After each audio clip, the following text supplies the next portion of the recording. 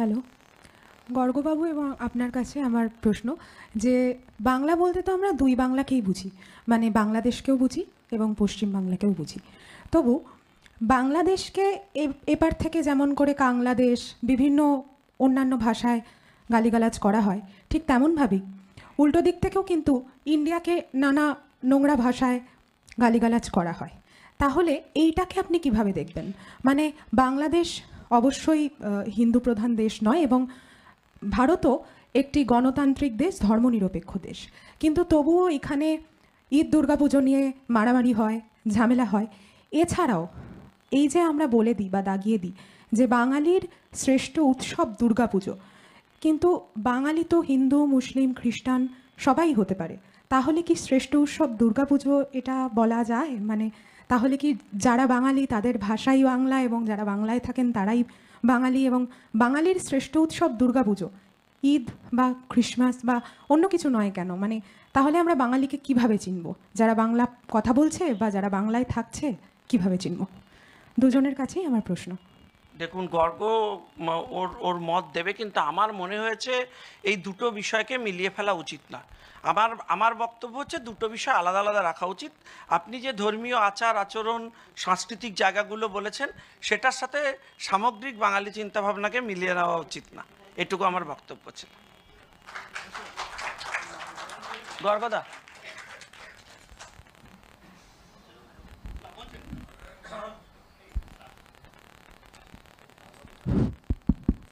আমি ছেড়ে দিই, আমার ছুটি।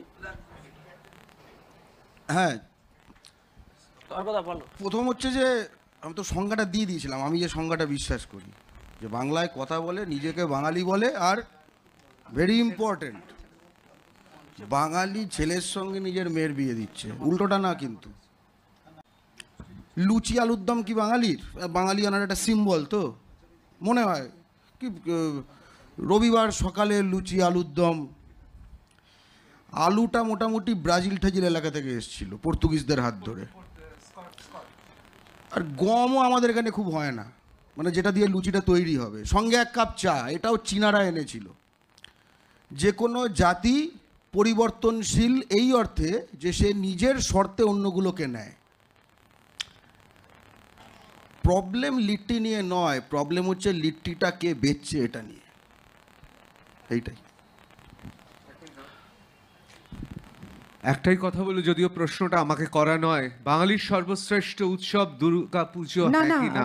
আমি এই আসল উত্তরটাই ব্যাপারটা হচ্ছে যে কোনো পৃথিবীর জাতি, সেই যার আর্থিক সামর্থ্য থাকে, বুদ্ধিদীপ্ত মানুষের সংখ্যা যেখানে বেশি থাকে, যারা শাসন ক্ষমতায় থাকে, যাদের হাতে বাণিজ্য থাকে, তারা সংখ্যায় কম থাকলেও তাদের শ্রেষ্ঠ উৎসবই বাঙালি শ্রেষ্ঠ উৎসব বা তাদের জাতের শ্রেষ্ঠ উৎসব হয়।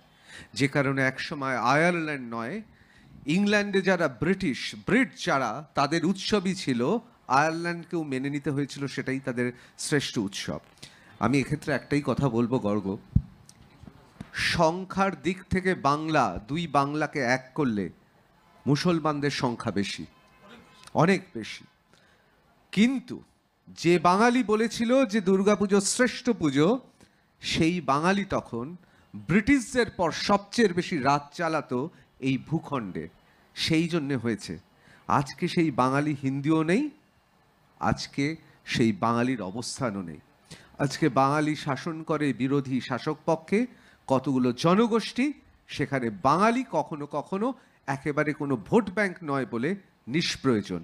সুতরাং আমরা অত্যন্ত গর্বিত থাকব আর নৈবক্তিক দৃষ্টিকোণ দিয়ে চিন্তা করব, আদৌ কি দুর্গাপুজোকে বাঙালির শ্রেষ্ঠ পুজো বলবো কি বলবো না। পুজো হিসেবে হয়তো শ্রেষ্ঠই, তার কারণ অন্যরা তো পুজো করেন না। সুতরাং সেই হিসেবে ব্যাকরণগতভাবে ঠিক থাকবে, কিন্তু বৃহত্তর বাঙালি যদি ধরি, উৎসব বলা হয় শ্রেষ্ঠ উৎসব, ওটা তো আমরা বলি উৎসব, সবাইকে সামিল করানোর জন্য। আমি এক লাইনে একটা গুরুত্বপূর্ণ কথা বলি। সম্রাট আকবর যখন ভারতবর্ষের অধিপতি, তখন কিন্তু ভারতবর্ষের প্রধান উৎসব ছিল ঈদ। অর্থাৎ যারা একটা জায়গায় থাকে বা একটা ধর্ম বা শ্রেণী বা জনগোষ্ঠী, উপস্থিত হয়েছেন রাজশ্রী লাইরিদা, রাজশ্রীদাকে বলার জন্য আজকের এই টপিক সম্বন্ধে।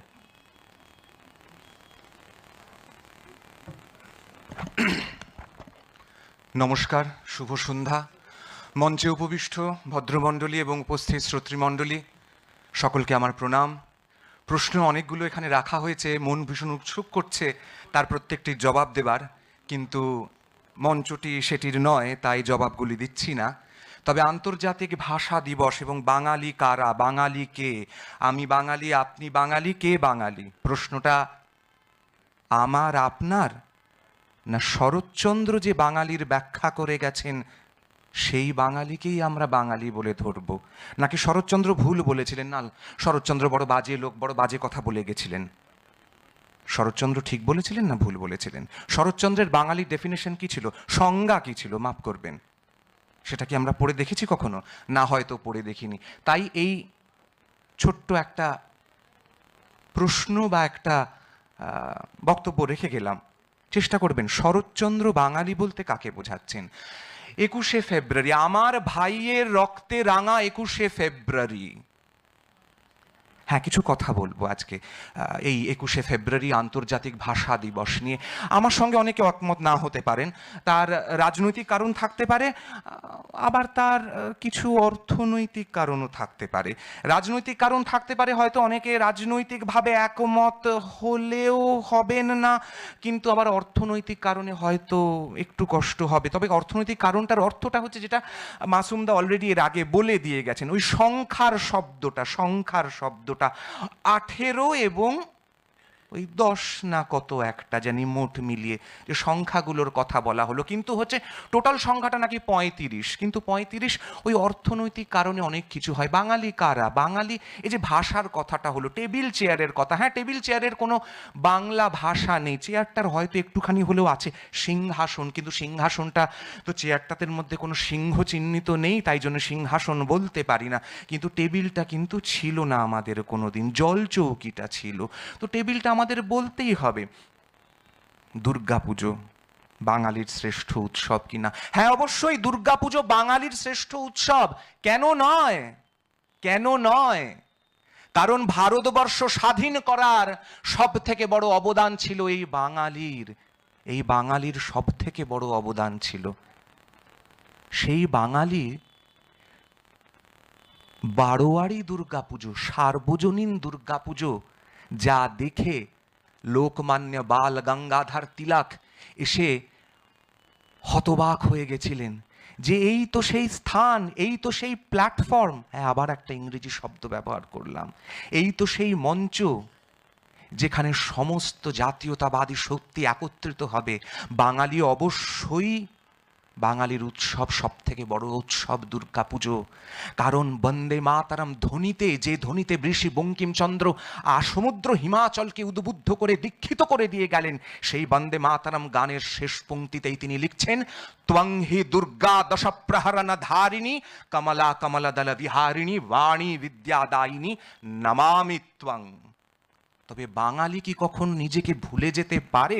উত্তরং ইয়ৎ সমুদ্রস্য হিমাদ্রশ্চৈব দক্ষিণম বর্ষদদ ভারতং নাম ভারতিং যত্র সন্ততি থেকে। হ্যাঁ, সংস্কৃত ব্যবহার করলাম, তৎসম তদ্ভব শব্দের ব্যবহারও করলাম, কারণ দিদিমাকে অস্বীকার করে মাকে কখনো স্বীকার করা যায় না। সংস্কৃত থেকে মৈথিলি হয়ে বাংলা ভাষা, যে মৈথিলির থেকে কিন্তু হিন্দিরও জন্ম হয়েছে। বাংলা আমার মা, হিন্দি কিন্তু আমার মাসি, এবং সংস্কৃত আমার, মৈথিলি আমার দিদিমা, আমার দিদিমার মা হচ্ছেন সংস্কৃত। বাঙালি ঠিক কারা? 21শে ফেব্রুয়ারি ঠিক কি? ওই যে বললাম, আপনারা রাজি নাও হতে পারেন। এই ধরে মনে করুন আমি আমার পরিবার নিয়ে থাকি এই কলকাতা শহরে, হঠাৎ করে 30-40 জন মিলে লোক এসে না আমাকে মেরে পিটে দিয়ে আমাকে আমার শহর থেকে বার করে দিল। আমি কোনো ক্রমে, আমার বাবা মা, আমার পিসি টিসি সব তাদেরকে হত্যা করা হলো, আমি কোনো ক্রমে আমার ছোট ভাইটাকে নিয়ে পালিয়ে চলে গেলাম আরেকটা অন্য শহরে। কিছুদিন পরে আমার সমস্ত যা পৈতৃক যা কিছু ছিল, সমস্ত বাড়ি জমি গোয়াল ঘর সমস্ত কিছু লুট হয়ে গেল।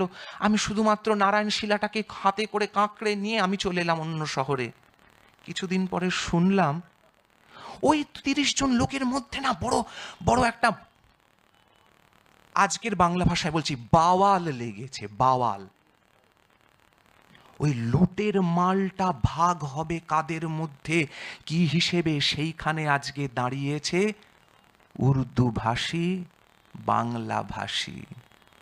কিন্তু আমাকে যেদিনকে বার করে দেওয়া হয়েছিল কপরদক শূন্য হয়ে, যখন শালগ্রাম শিলাটাকে শুধুমাত্র নিয়ে গামছাটাকে মধ্যে জড়িয়ে ধরে এক বস্ত্রে আমি যখন চলে গেছিলাম অন্য শহরে, তখন কিন্তু ওই বাংলাভাষী কিন্তু বলেনি যে না তুমি বাঙালি, তুমি যাবে কেন, তুমি যাবে না, তুমি তো বাঙালি, তুমি কেন যাচ্ছ, ওকে কেন বার করছো, তো বাঙালি।